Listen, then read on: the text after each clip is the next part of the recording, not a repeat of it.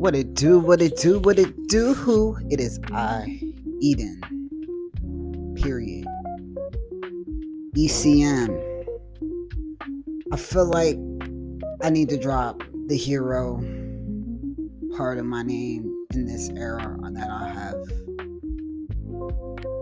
been surviving through. I don't know. Maybe I should keep it. Now that I'm bring on the word survival, Eden the hero is fitting. So you know what? I'm not going to deny myself of being a hero to myself. And welcome to Humble Good Times. It's been a minute. I needed time to really get my life, not life, but my health together, which is my life. I sound very contradictory. So let me be honest and say I actually recorded a vlog yesterday. Today is November 2nd. I did one on November 1st. I was a bit reluctant to actually share that one because I really was not feeling myself. I was feeling a bit defeated and not so much hopeless, but just overwhelmed with everything that's going on. And not to say today everything has gone away, but I didn't want to present myself in that way when this is supposed to be humble good times. And despite my circumstances, I want to give hope through my experience of survival, and in being humbled by what I'm going through. It comes with days like I had yesterday, and I was very vulnerable in the video, and I do plan on sharing some of it just to give y'all a glimpse of just the vulnerability that I'm sharing. But today, I guess I just was able to find a bit of energy and spark within myself to do this over in a way where I feel like I feel more confident in sharing and not be so troubled. I don't know. But here is the life update. So since my last video, I wasn't feeling well. I had to go to the ER. Stomach was 110, like 20 maybe, where it was just so uncomfortable and painful, bloated. I'm not in remission right now with my condition. The medicine that I normally would take, it has not been effective lately.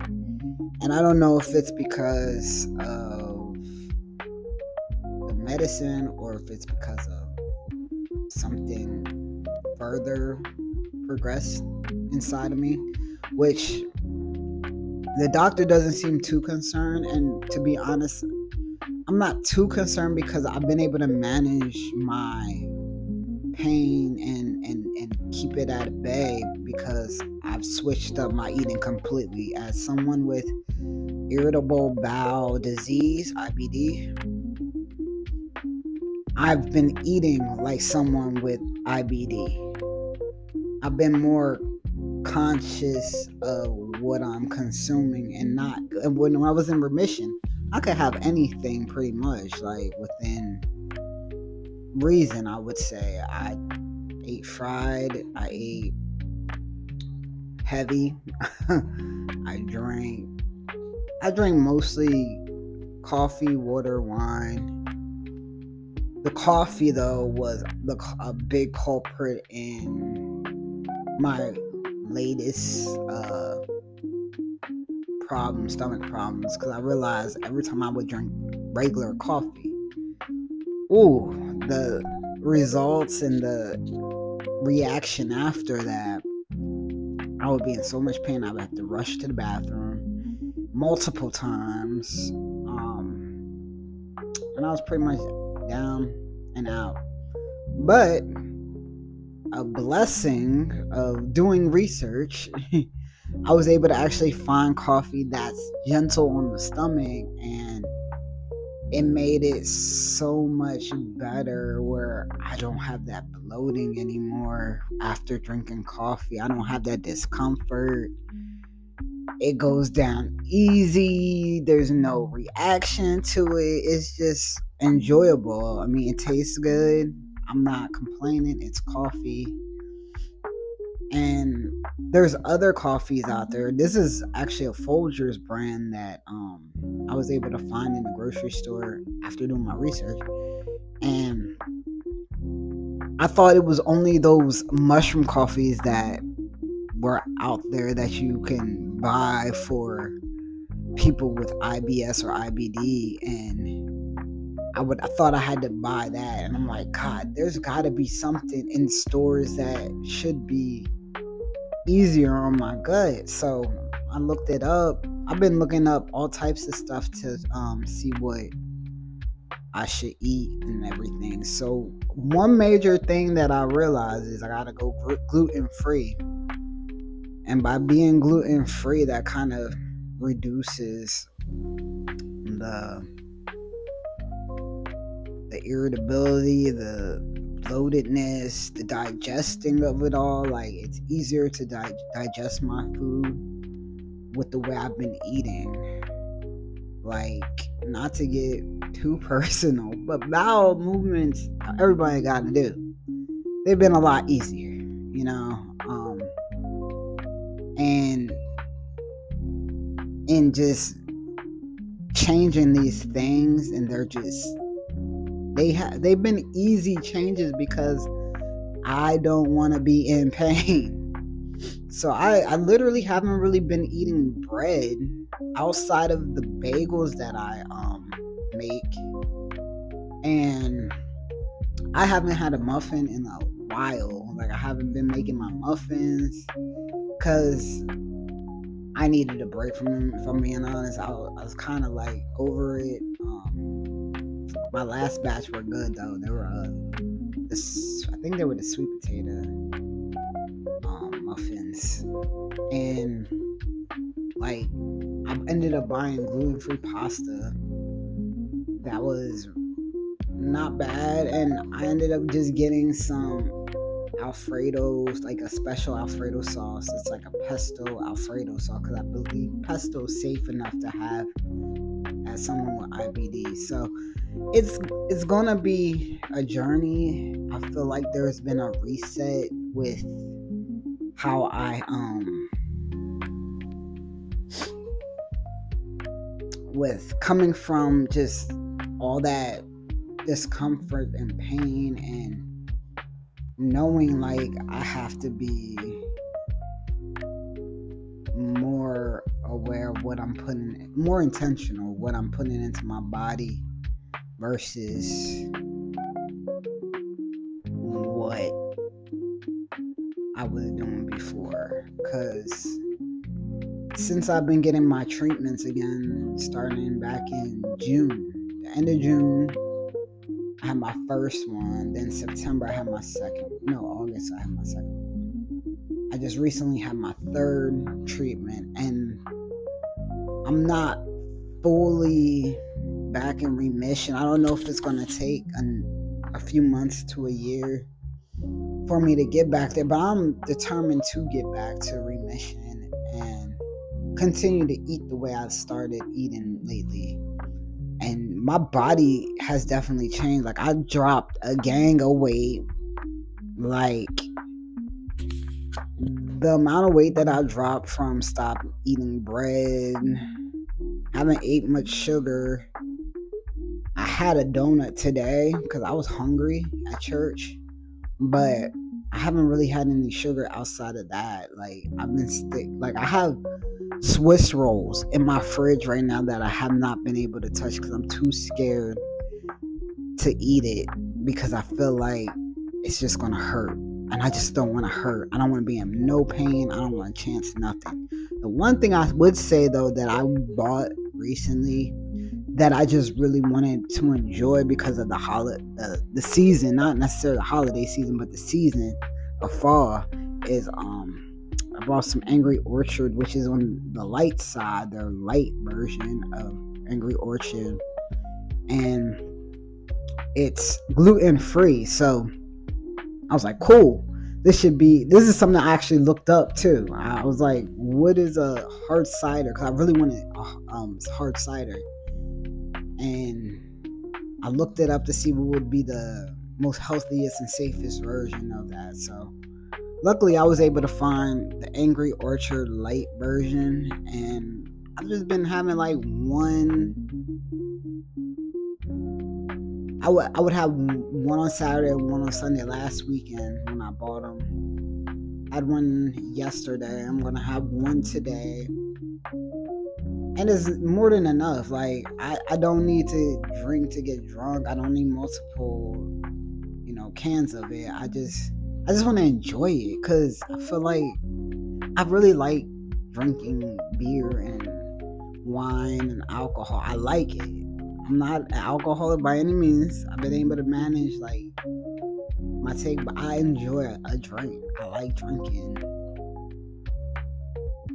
I don't like being drunk to the point where I'm smacked. Like, but I enjoy a beverage. You know what I mean? I'm grown.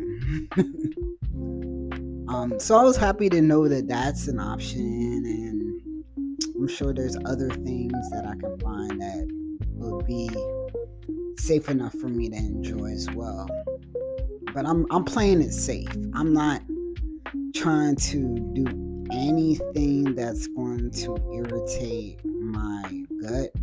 I've been taking these pills that help with digestion, that'll make like me not bloat or have gas or anything, or if there is, it's gonna just ease out. It's not gonna be anything that's gonna stay stuck or keep my stomach like makes this noise and it's like annoying as heck to me, and I can feel it, so that's even worse. So yeah, I guess it's bloating. It's part of the bloating part of it when you eat and everything. So I've been able to not deal with any of that. I've been taking Tylenol and one Motrin when I need it. Most of the day yesterday I didn't need to take it, so I've been trying to wean myself off of the Motrin because I'm not really supposed to be having it, but it's been effective. I'm sorry. I know I shouldn't take it, but it's been super effective since the doctor from the ER prescribed it. I was taking one pill for 8 hours, and I was like, why can't we have this? Like, I understand it causes ulcers or whatever, but damn, if it ain't effective. Even when I was like, I had some tooth pain, ibuprofen is so good for pain. Like, it is one of the strongest, but for whatever reason, they just be like, don't take it. And I'm just like, okay. My doctor told me stop taking it. I've been trying to come off of it, if I'm being honest. And I was taking 2 of the Motrin. I'm down to 1. So I'm eventually going to get to that point where I'll be okay. I won't need to take it, or at least not take it every day. What else? Mentally, I can't front. Like, I've been in a bit of a struggle. I've been wanting to go back to therapy because I've been struggling with life at 40 and the circumstances of it, and how I don't feel like it's aligned with my purpose or path or whatever. And I'm trying to just hold on to hope and keep the faith with God's plan and trust that everything's gonna turn around. But I feel like my mental health, I might be depressed. I might be a highly functioning depressed person, but I feel like there might be a little bit of depression. I think it's more than just a circumstance. I think it's my health too that was affecting me. And so, I don't know, I just want to talk to someone that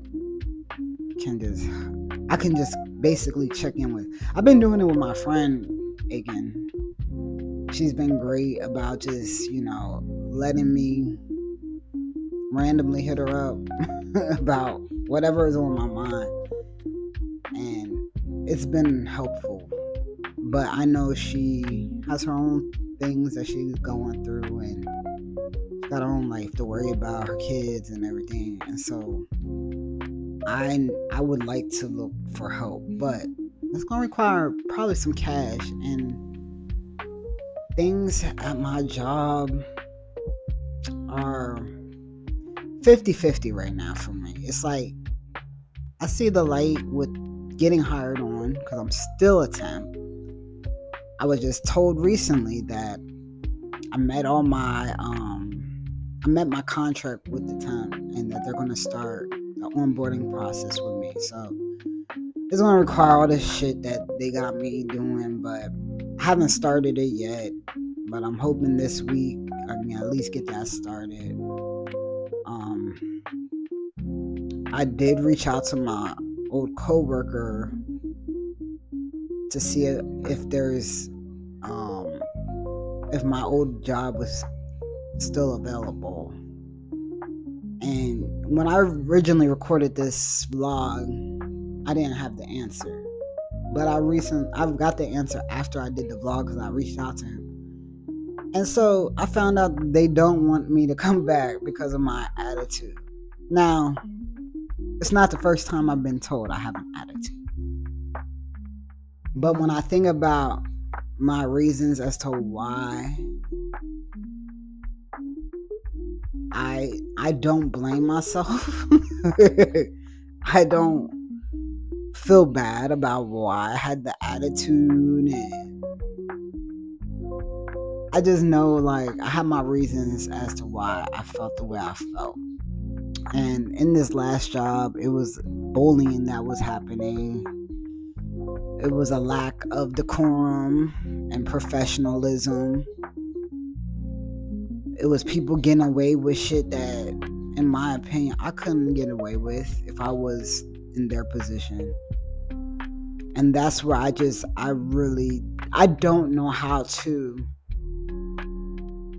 basically kiss ass. I don't know how to kiss ass.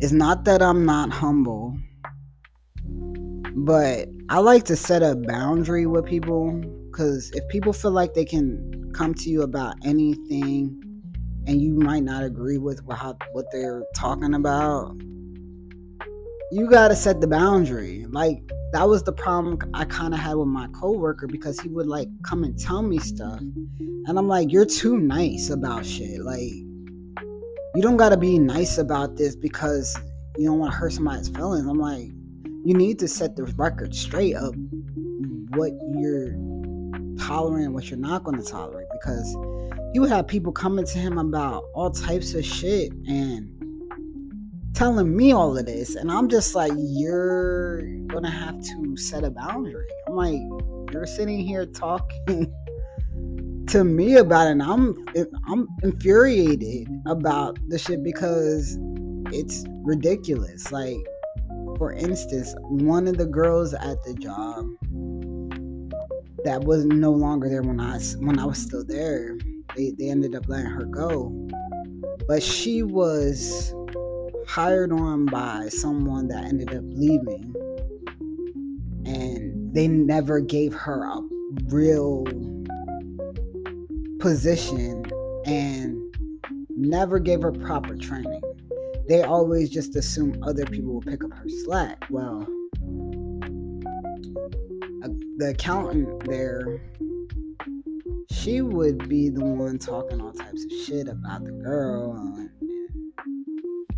I'm like, the girl needs training. Someone train her. Put her on like some type of what's the word I'm looking for? A period of time where you have to prove yourself. I forgot what it's called. It'll come to me, but it's like nothing like that really happened. It would always be just shit talk, and the accountant will come to me and be like, "Hey, if this person tells you this, tell them to go and ask this to this person, or tell them to do this." And I'm like, listen, I ain't got no beef with this person, so I'm not gonna tell them nothing. Whatever they need help with, I can help them. But if it's something that's not I have no problem telling them no. Like, it was just a lot of coercion where I'm just like, I don't need to be groomed to be a hater like you are. So even after the girl ended up getting let go, the accountant would still bring her up. And I'm like, this is obsession. This is beyond like having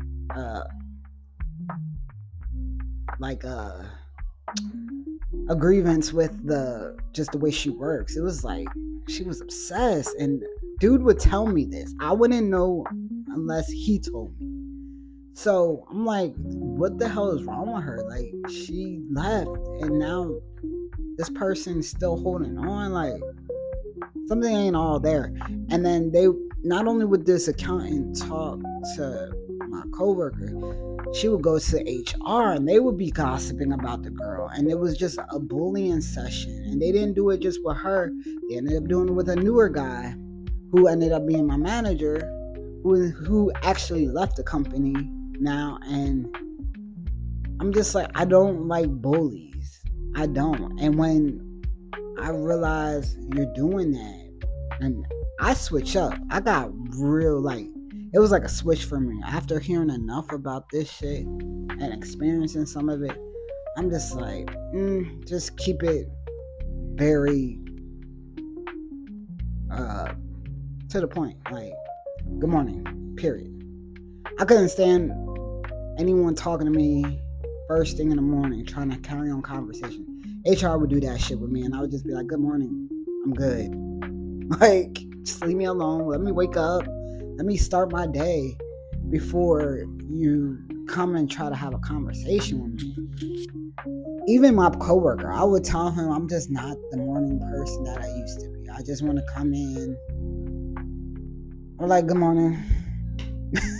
But he would have the same problem too when he would be in his office first thing in the morning. And HR would go in and want to have a conversation with him. He would tell me the same shit. Like, he doesn't want to be bothered right away in the morning. Or she would go around looking for people to see if they're on time or if they showed up.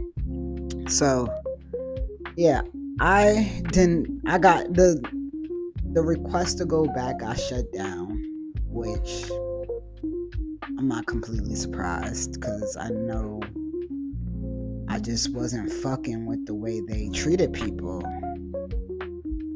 So, and then in the video I did yesterday, I was talking about everything, all the problems I had there, more than just the bullying.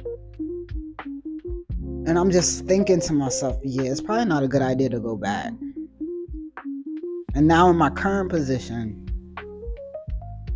I'm just not a big fan of working with certain types of people. And like, I prefer working by myself, and I would love a work from home job. I really want to just keep speaking that and praying for that, because I feel like I would thrive in a work from home job because of how I'm just so much more self-sufficient, and I just need my space. I enjoy my space. I don't know if that's good or not, but I spent so much time at home in those 6 months of when I got my wrist surgery to when I found the current job that I have now, and it, I don't know, like, it might have made me become someone that just wants to work alone. I mean, I was never the biggest fan of having to get up and go into work, but I know what kind of position I need. And I tried going back to another company that I kept getting rejected from. And as much as I want to, like, sit here and act like, yeah, I had fucked it up or whatever, I actually left on good terms from that job for the most part. And for me to be overlooked as much as I have, it could be many different things, because I didn't like the way some of the management handled things, especially after a natural disaster. There was a tornado at my job few jobs ago, and I wasn't there that day, but the day after returning, we had to show up, and there was significant damage to the building. We couldn't even work. Like, I couldn't do anything on my computer. There was probably computers in the office, like further into the office, because I worked on the dock, and they let me work from the office, but the freezers that stored the products and half of a dock to work out of and to receive stuff, it was just a mess. There was no real plan put in place. They got people showing up, standing around. Instead, they didn't use the union how they should have. People showed up to work. So the director, he handled it so poorly with telling people to get over and to stop acting like vaginas, pussies. That's what he said to one of the supervisors. And the supervisors one of the supervisors ended up telling me that. I'm just like, are you fucking kidding me? After I was told that, my attitude with him changed completely. I didn't give a shit after I heard that, because I'm like, you have no regard for the trauma that people are experiencing after such a event. And that really made me understand where his mindset was. So yeah, I had an attitude with that. I had an attitude about, I had feelings towards the way people handle themselves at work, where they would just take advantage, abuse certain privileges. And I had an attitude with some of them. I had an attitude with people who felt entitled. It was just a lot of like shit people should be upset about or just feel away about, because I worked my ass off. And being that, at the time I wasn't even transitioned, so a lot of the bullshit that I took prior to this, it was like, I just didn't have a lot of respect for a lot of people, just the way they carried themselves. I don't know if maybe it's just the different culture of North versus South, but my feelings towards people who may have been good at their job, but then abused certain things and just did whatever they wanted, and the union would still allow them to keep their jobs if they like would play the system, whatever. It just was, I just didn't appreciate that, and it was hurting business, to be honest with you. It wasn't helping anything. So yeah, I had feelings towards that, and I was getting rejected to move up and move to different buildings. Like, they wouldn't allow me to, like, the director, he would block my opportunities to like be interviewed or move up. he didn't think I had it. And so that's why I ended up leaving that company to go somewhere else. But I don't know. I'm struggling with being in an entry level position in a manufacturing plant, knowing all of the skills that I possess and the experience I have. And the job market is trash. It's been like, this is the worst I've ever seen it. Like, I don't know if it's where I live and the opportunities down here is just so much competition, or it's the companies that are fucking with people, or there's people out there scamming using companies that aren't really hiring. It's just so much in the air type shit where you don't know. And then a lot of the bullshit going on, of course, in the country that's gets worse by the day. It's a lot on my mental, and I know I'm not the only one going through this. So I don't want to be a dim light. I want to be a bright light. And so me releasing that last video is just what it really gave shine to, to hope and to just know that God is in control of this, to give my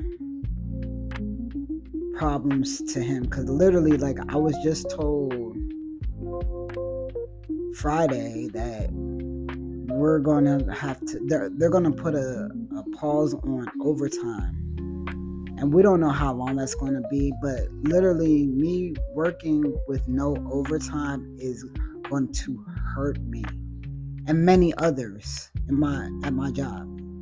So I'm hoping this is very short term, but I'm still looking for better. I'm not settling for what is right now, but I also don't want to make it seem like I gotta deal with it, where I'm trying to put my trust in, where I'm putting my trust into God. Not trying, but I'm putting my trust into God. So yeah,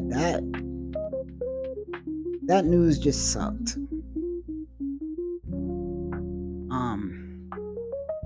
Something that I refused to really bring up yesterday on the video was a conversation I had with my dad.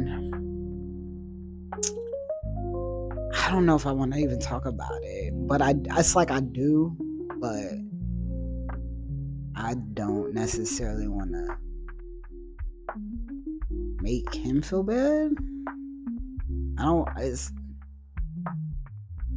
So the gist of the conversation, it was a very short conversation towards the end of our longer conversation. And he was confused as to why I still had a beard, because I sent him a video for his birthday about just saying happy birthday, whatever. And I'm like, okay. He's like, what's up with that? And I'm like,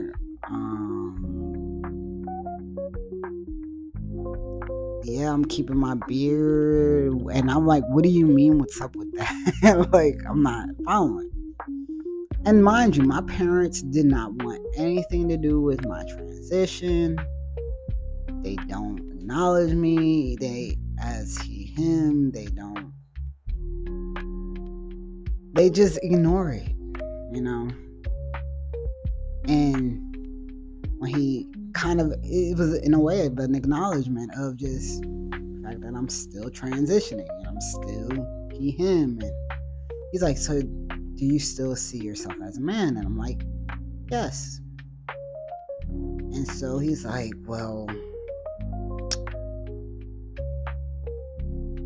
God didn't intend for you to be like that, Kobe. It's not good. And he's like, I wouldn't tell you this if I didn't love you. And I'm like, I was like, I just never connected to who I was. He's like, well, that was the disconnect of God. And if I'm being honest, I think I call bullshit. I call bullshit on everything he told me. And I'll only say that because, like, I'm 40 years old, bro. From when I came out as lesbian at 18, 19 years old, up until this point, there's never been a very constructive conversation about any of that. My happiness, personal life goals, nothing about my personal life they touch on. They don't acknowledge it. They don't do shit with it. All they acknowledge is maybe my health, my job, and that's it. I don't get acknowledged outside of that, and I can't sit here and act like I feel way better living the way that I'm living now versus than I did then. And on top of that, living out here, although it's hard, I'd rather live out here, living my life as myself, and being able to transition and do all this stuff away from them. I couldn't stand being around my family when I lived up there, if I'm being honest. You know, when you get around certain people, there's a feeling of excitement or a feeling of non-excitement. I would feel less excited being around my family, and more specifically my parents, only because of, like I said, there was not an acknowledgement of my personal life. If I was dating someone and I was going through something, it would be judged or shut down. There was just a lot of judgment coming from them that just made me feel like shit, if I'm being real. And I love them, don't get me wrong, I love my parents, they love me, but I can't live my life being fear-mongered or trying to persuade me into anything else. Like, if ever there's an opportunity to want to connect with someone and try to help them, maybe you should have came long ago when I first told them, because it's not like this is news. I've been transitioning since 2020, so Friday will be my 5 years officially. But when I officially came out, it was back in 2019. And I told my dad, I was in a therapy session. I told my dad about it. I didn't tell my mom for like a year after. I don't know if my dad told her or not, but I didn't officially tell my mom until a year after. And she was quick to say, no, I don't want to know nothing, you know. I mean, I put in a text to a family group text too.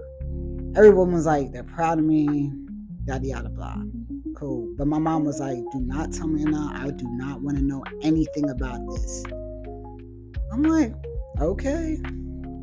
And I struggled for a while with, you know, them not wanting to be a part of my journey. And this is a long video, but it just goes on to show, like, I'm so secure in who I am and sure of myself, of who I am. And I believe that this is not a reflection of their parenting or God making a mistake. I believe this is just my evolution of who I am to be. I feel like who I am challenges a lot of their beliefs. Because literally, I could have been killed off so many times. I survived a lot. And to make it to this day and to be here, living, breathing, regardless of the situation and circumstances, there's purpose in my existence. And they don't seem to look at that. They judge it. They say, no, this ain't what God has for you. They don't acknowledge it. It doesn't exist. When there's many of us that do exist, and progress has been made, and many of us believe in God. So all that to say, that conversation was left off with him wanting to provide scripture, saying that he sent me the scripture. I don't remember him sending me scripture. But it's not that, the Bible's interpretations, everyone can interpret it differently. I'm sorry. How you interpret one thing isn't how I will interpret it. But we're reading the same thing. Much of the Bible has been used to scrutinize, to judge, belittle, to condemn. And instead of uplifting me in a way, this isn't how I would want you to live. Instead of him saying that and being honest, that's not what he wanted from me. This is how I interpret of what God, like the approach is just such a failure on their part, and more so his part. And I can't sit here and be convinced of this not being my life and my path. This is my path. I'm living, I'm breathing it.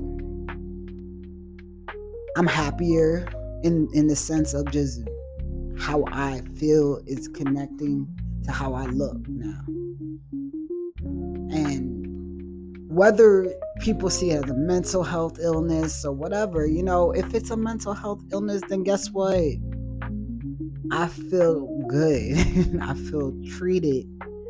The treatment of the testosterone has been helping me, and I don't feel bad about it. So, as much as I didn't want to really, put the conversation out there, I felt like it had to come out, and I just had to hear it out myself. And maybe anyone else that's dealing with this same thing with their family, I hope this helps, because there is nothing wrong with us as far as how we are living. It's not really a choice, because I didn't make myself feel this way. Since a very small child, felt like how I look now. And had they questioned it back then or tried to, help it, there was no conversation. There was nothing leading up to the point where it made me really understand if this is something that I'm dealing with as far as mental health illness or whatever. There was no conversation. So you can't sit here and have the conversation with me when I'm already, I affirm myself. I validate myself at this point. I don't need your validation. I'm not looking for your scripture. What's the word?